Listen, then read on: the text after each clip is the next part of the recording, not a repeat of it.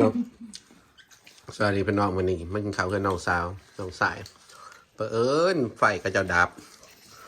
จะก็ดับเรื่องยังมดเนบฮูดเลย ใส่ไฟ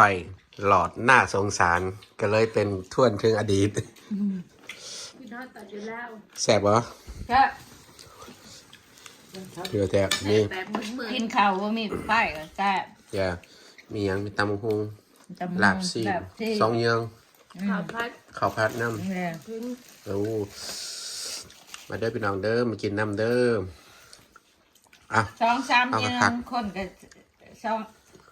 คนก็สี่คนหาคน ถึงตัวน้อยแซ่บแซ่บแซ่บแซ่บแซ่บอ่ะกินกิน ตำหงจ้ะ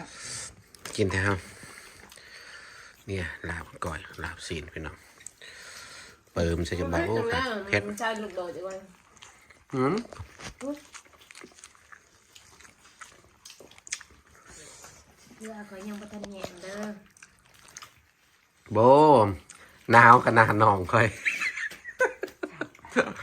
บ่เคยเหือแตงกินข้าวบ่เคยเหือแตง เออ เจ้าการบอกเด็กเลย สัตว์เขาบ่มันหอมซึ่งเป็นเผ็ดอ่ะ พ่อนเคยโอเค เบื้องเมียค่อย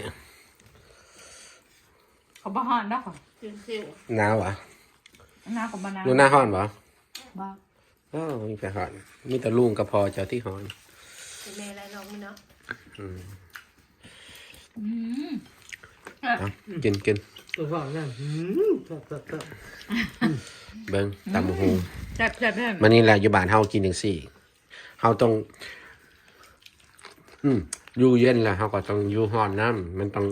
มีรสชาติ ก็เมื่อล่านขอแสดงยังไปถ่ายผูกเนาะ มันต้องแซ่บ ผูกกล่องไปบ่บ่ได้แพง โอ้ตำหง กล่องเอาไปทางเก่าสิบเก่าดัน แซ่บ มันอ่ะ แซ่บกิน เอาภาพให้พี่น้องเบิ่งจะลงไป นั่ นะ งอยู่เพิ่ง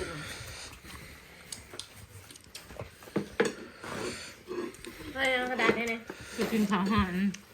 ไม่เลือใจ บ่เคยเผ็ดเถื่อกินข้าวก็เถื่อ ขันแรกแล้ว ทางแรกนั่นคือ กินข้าวกับเพื่อ ตอนนั้นไฟบ่มากแต่ว่างามหนาว เนี่ย ไข่อยู่เนาะ มันเย็น ได้ แต่ว่าขัดสีหนาวได้กับมันองศาลงต่ำ ได้กับบ่ไข่ดอก มันบ่มีตัวได้ไข่ได้ มันไม่ได้ไข่นะ เนาะ เพราะว่าตู้เย็น ถึงไหน น้ำวุ้นไฟกันถึงตะหวย ตู้เย็นเฮากับเสืออันนั้นเองขยำฮ้อนอุ้ยแซ่บเว้ย สมดุล มาเด้อพี่น้องเด้อแซ่บตำบักหุงลาบซีนแล้วก็โอ้สุดยอดเลยไม่เท่าเอาไม้มาอันนั้นไม้นี่ใช่นี้มาเนี่ยโอ้ยผู้ให้อีกเพิ่มแน่พี่น้องเอ้ยให้ อะไร จุ่ม เธอ มีจุ่มหนึ่งพอดีพอขอบใจ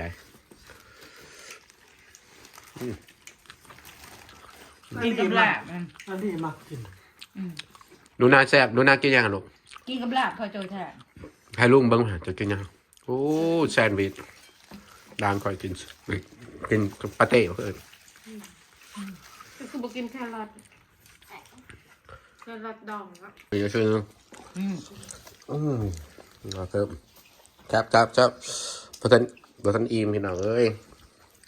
เอาไม่จะนินลาบมา มันบ่นัว ฮะจริงๆว่าบนนัวแซ่บอยู่ได้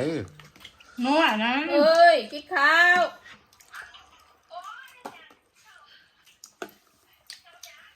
ราดซีนมาเด้อ ไป มีปะ เอากันนี่ได้เนี่ย แม่ยิ้มหัวเพิ่น เราเป็น ไฟ พัวเรา ดับเฮ้ย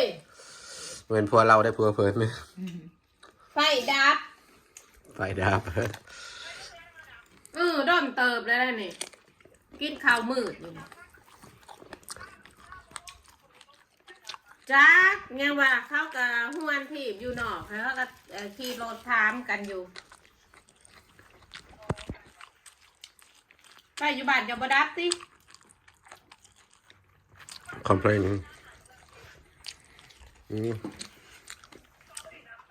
แซ่บหลายพี่น้อง มามันก็จะเป็นยังว่า มาแม่มากินนี่ย่างอยู่เนี่ย เอาพี่น้องจบไปทำนี้เด้อขอบใจเด้อกินข้าววันนี้ข้าวแรงขึ้นน้องซ้ายน้องสาวคนเห็ดตำบูฮูหลับซีนสู้กินแซ่บๆวันนี้โอเคดีแม่มาสู้กันโอเคบาย